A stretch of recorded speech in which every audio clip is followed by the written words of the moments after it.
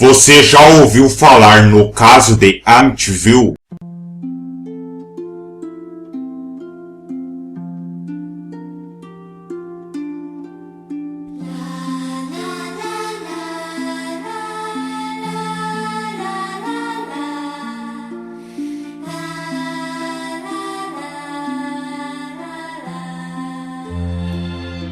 Olá, família do terror! Aqui é o Pânico. Sejam bem-vindos a mais um vídeo. Para quem não sabe, os eventos do filme Terror em Amityville de 1979, que conta a história de uma mansão que foi vendida para a família Lutz, eles deixaram o lugar, apavorados, após apenas 28 dias revelando o terror e a constante sensação que algo maligno aquela casa produzia. Sr. Lutz mudou seu temperamento drasticamente durante os dias vividos na mansão. Se tornou um homem violento e intransigente. A sua aparência cada vez mais lembrava a do jovem DeFeo. Sua filha mais nova alegou conversar com o que seria um porco de olhos vermelhos, e seu nome é Jody, além de inúmeras aparições e vozes. Um verdadeiro poltergeist. Desse modo, eles não viram outra alternativa a não ser fugir, deixando todos os seus pertences na casa. Esses eventos que foram revividos em filmes são reais, e também relatados em um livro com o mesmo nome. O filme gerou uma franquia chamada de Amityville 2, A Possessão. É exatamente sobre o caso desse filme que eu vou falar. É claro que este foi dramatizado por não haver nenhuma prova de que Ronnie, o filho mais velho dos DeFeo, estava possuído por uma entidade maligna quando cometeu os assassinatos. Mas alguns fatos sobre o caso são realmente intrigantes. Como, por exemplo, o corpo de todas as vítimas terem sido encontrados na mesma posição em suas camas, de bruços, porque nenhum dos 6 membros assassinados naquela noite acordou com o som dos tiros. Jody era a vítima mais jovem, Jody DeFeo, que é exatamente como uma entidade se apresenta para a garotinha dos Lutz, tanto no livro quanto nas telas. Seria coincidência? Ou o espírito da menininha ainda preso na mansão queria companhia? No livro, Jody aparece para a filha mais nova dos Lutz, na forma de um porco, com olhos vermelhos e brilhantes. Vizinhos alegavam que na época do crime o garoto Ronnie andava estranho. Ele alegava que ouvia vozes dentro de seu quarto, ordenando que matasse sua família. E infelizmente foi o que ele fez. Ele foi julgado e condenado em 1974 pelo assassinato de seu pai, sua irmã, 2 irmãs mais jovens e 2 irmãos também mais jovens. Ronald DeFeo Jr., apelidado de Butch, era um garoto problemático. Ele era mimado e arrogante. Como o filho mais velho de 5 crianças, ele era como um terceiro adulto na família. Butch também era o alvo preferido de seu pai, Sr. DeFeo. Ele quem mais sofreu nas mãos abusivas e violentas de seu pai entre todos os filhos.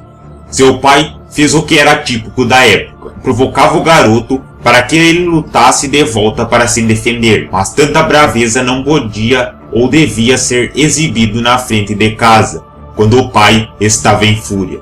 DeFeo foi uma figura autoritária em casa, e ele não tolerava a desobediência de seus filhos ou de Louise. O menino ficou forte conforme foi crescendo, e a relação entre ele e seu pai era cada vez mais complicada. Durante algum tempo, o temperamento do rapaz, pelo menos no pensamento do Sr. DeFeo, estava fora de controle. O casal enviou Butch a um psiquiatra, mas isso não beneficiou a ele.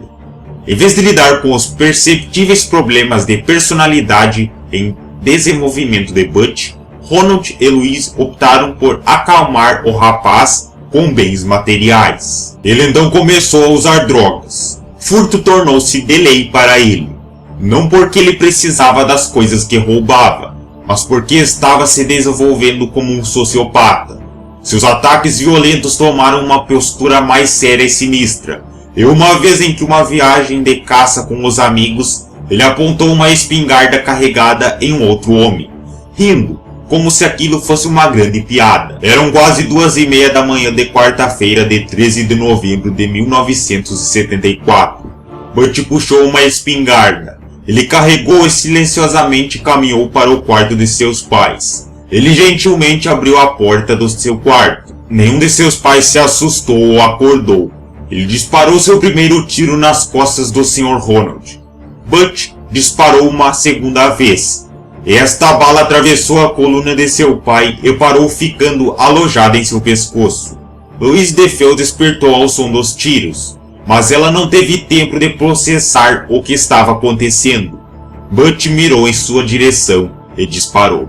Sua caixa torácica foi destruída e seu pulmão direito colapsou das explosões. Butch se arrastou para o quarto de seus irmãos mais novos. Ele se posicionou em um lugar entre as camas e disparou sobre os meninos dormindo. Isso deixou as duas meninas. Nenhuma das duas aparentemente ouviram qualquer tiro nesta segunda onda.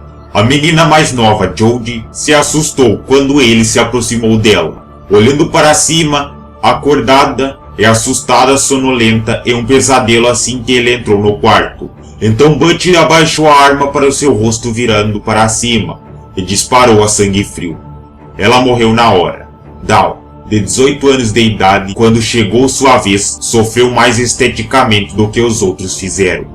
Butch atirou em sua cabeça, mas a trajetória da bala estourando e assim destruindo completamente o lado esquerdo de seu rosto. Ele gastou cerca de 15 minutos limpando os restos de sua família que o cobriam.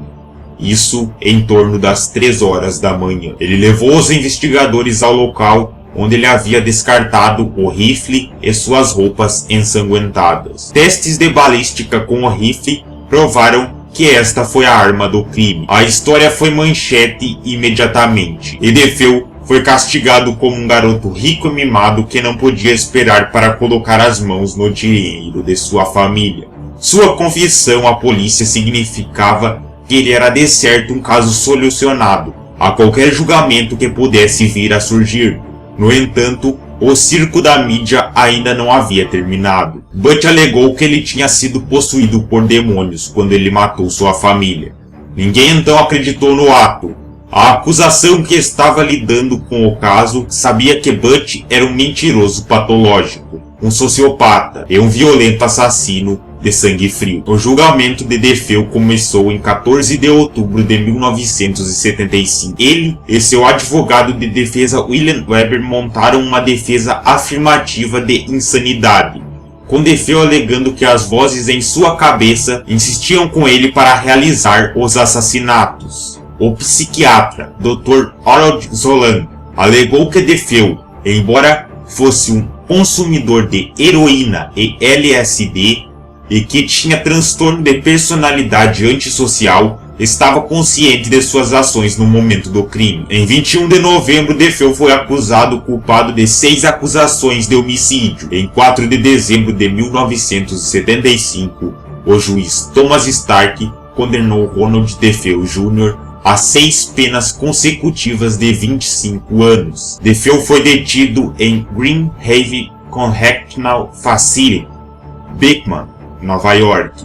Uma das técnicas de defesa para provar o elo fraco entre Butch e a realidade foi quando seu advogado lhe mostrou uma imagem do corpo morto de sua mãe, tirada no local. Ele perguntou a Butch se aquela era sua mãe. Butch respondeu que nunca tinha visto a mulher antes em sua vida. Ele foi condenado em 21 de novembro de 1975. 1 ano e 8 dias após o assassinato de sua família, adormecida a sangue frio. 4 de dezembro de 1975, ele foi condenado a 6 penas consecutivas de 25 anos à prisão perpétua. Todas as 6 vítimas foram encontradas deitadas em suas camas, sem sinais de luta ou sedativos, levando à especulação de que alguém na casa deveria ter sido despertado pelo barulho dos tiros. Os vizinhos não relataram qualquer audição de tiros sendo disparados. A investigação policial concluiu que as vítimas estavam dormindo no momento dos assassinatos e que o rifle não tinha sido equipado com um silenciador. Os agentes da polícia e do médico legista que participou da cena foram inicialmente intrigados com a rapidez e a amplitude das mortes, e considerou a possibilidade de que mais do que uma pessoa tinha sido responsável pelo crime. Em 30 de novembro de 2000, Ronald DeFeo reuniu-se com Rick Osuna, o autor de A Noite de Horror dos DeFeo, que foi publicado em 2002. Segundo Osuna, DeFeo alegou que tinha cometido os assassinatos por desespero, com sua irmã Dawn e 2 amigos sem nomes. Ele afirmou que depois de uma briga ficou furioso com seu pai. Então ele e sua irmã planejaram matar seus pais, e que Dawn assassinou os irmãos, a fim de eliminá-los como testemunhas. Ele disse que ficou enfurecido ao descobrir as ações de sua irmã. Bateu sua cabeça sobre a cama e atirou. Ronald Joseph DeFeo Jr. está encarcerado em uma prisão em Nova York.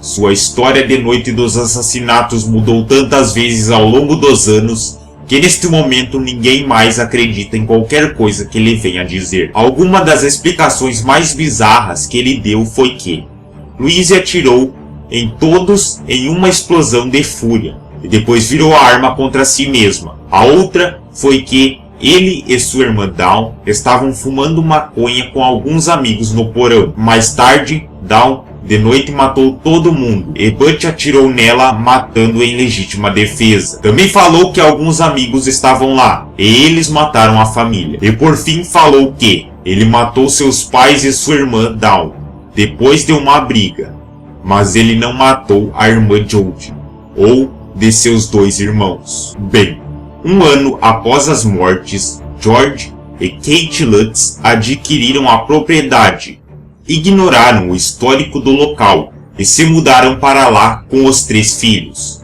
Porém, o pastor chamado para benzer a casa foi intimidado por uma voz invisível, que o mandou não se meter. George passou a acordar todas as noites no horário em que Butch assassinou seus parentes, enquanto Kate foi atacada por pesadelos, onde via as mortes consumadas no endereço. A família que comprou a casa dos Lutz mudou o endereço e alegou não ter vivenciado nada de anormal, tirando os curiosos que apareciam no Dia das Bruxas para encontrar fantasmas. A casa atualmente ficou avaliada em 2,2 milhões. As histórias de DeFeo e dos Lutz renderam o livro Horror em Amityville, publicado em 1977, e o filme homônimo, lançado em 1979 e refilmado em 2005. Amityville é uma vila localizada na cidade de Babylon, nos Estados Unidos. Também foi feito o livro de romance de Jay Emerson, Horror em Amityville. E você? O que acha que aconteceu realmente no dia que ocorreu a série de assassinatos e depois os fatos relatados pela outra família? Falem abaixo nos comentários e falem também mais algum relato a respeito do caso que vocês podem conhecer. Eu peço a vocês que avaliem o vídeo deixando o like se realmente gostarem e que compartilhem para que mais pessoas vejam e entrem para a nossa família do terror. Me sigam nas redes sociais que estão aparecendo para vocês me acompanharem mais de perto. Muito obrigado por assistirem até aqui e até o próximo vídeo.